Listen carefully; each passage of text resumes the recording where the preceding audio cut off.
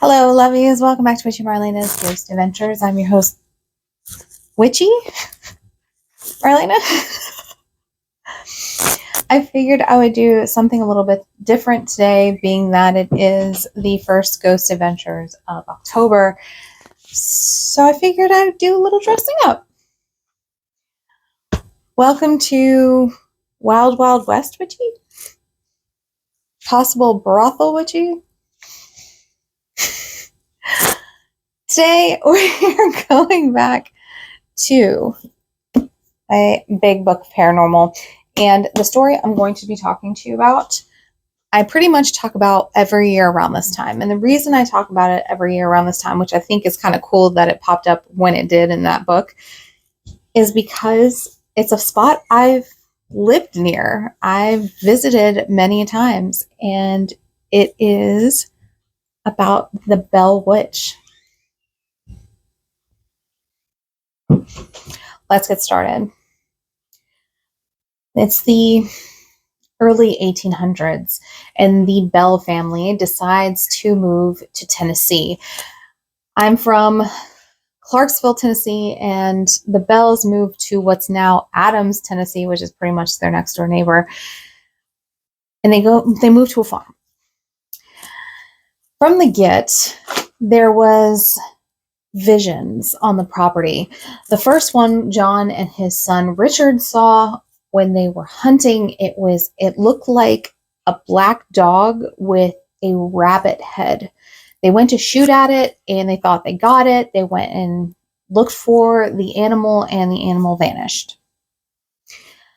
Other claims of the Bell children is when they were in the woods, they would see a woman or a girl hanging from a tree, telling them to go back.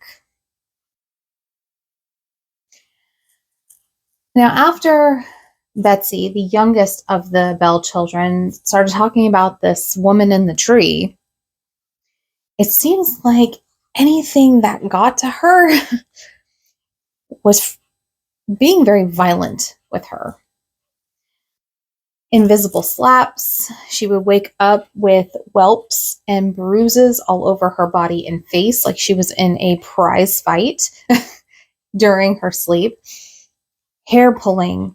She was dragged across her bedroom floor at one point, and it seemed like it was just hitting Betsy, and it just didn't seem right. So the family decided to send her away. Maybe it was the environment. Maybe there was something in the house that just didn't like her, so they sent her away, and this entity really followed Betsy, so it was attached to her.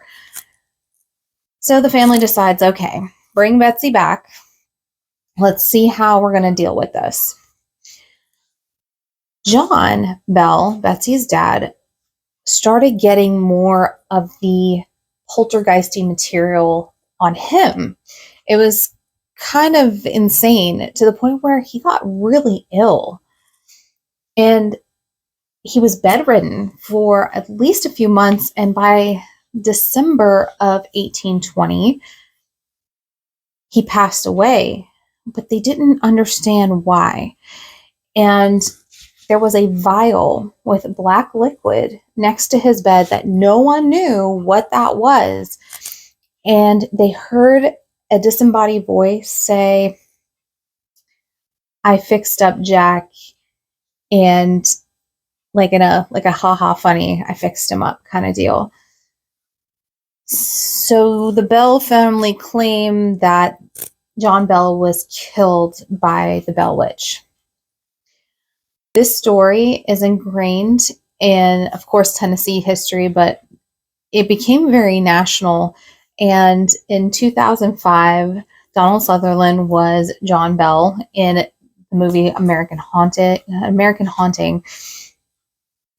Now, of course, they kind of went above and beyond, saying that John was doing bad things to Betsy, and that's why the Bell Witch was kind of attacking him. That's not necessarily anything that could be proven, but it seemed like the only person that wasn't attacked in that house was Lucy, and Lucy was John's wife.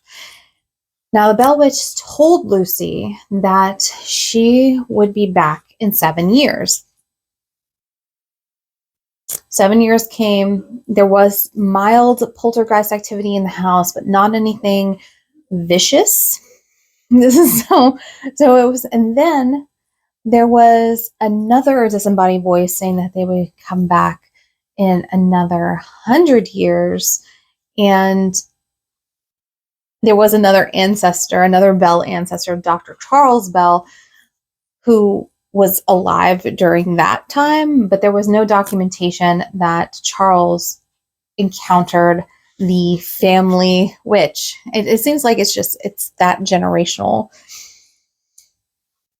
After I toured it, oh my gosh, it's been 15 years ago. I toured the Bell Witch Cave. I toured the house that looks like this.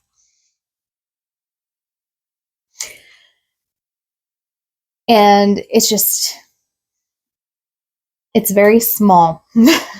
When you think about houses like this, you think of rich, wealthy Southern houses. You think of them a little bit bigger, but this was pretty small for a family of 5.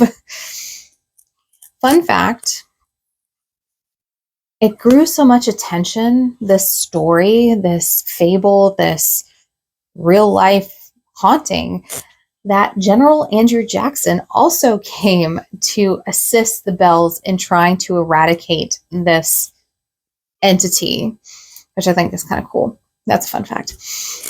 Here is a sketch of what Betsy and her siblings would have saw in the tree.